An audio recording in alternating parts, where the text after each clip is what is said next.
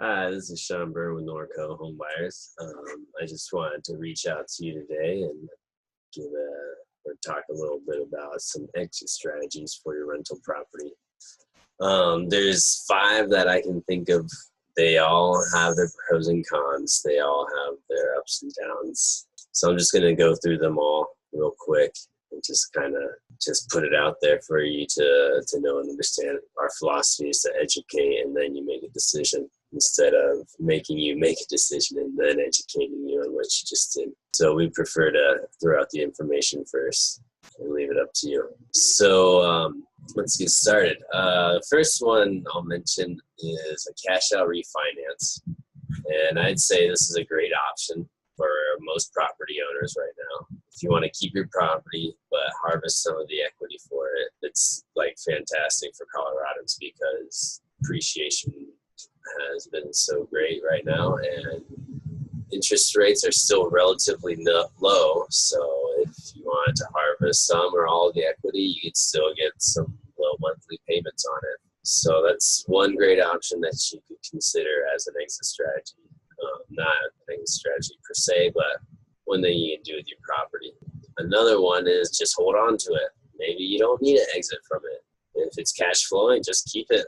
No reason to sell the property if it makes you money. You don't mind the work.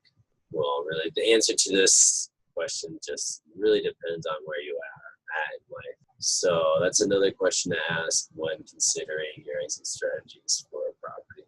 But yeah, let's get into the next one, which is sell in a 1031 exchange. So maybe you found another investment, another awesome investment. There's plenty to find in Colorado, that's for sure.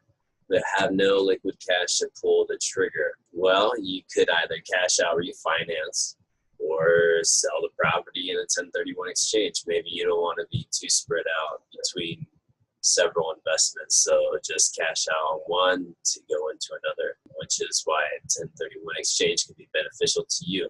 It's a way you can sell your house without having to pay the capital gains tax on the profit.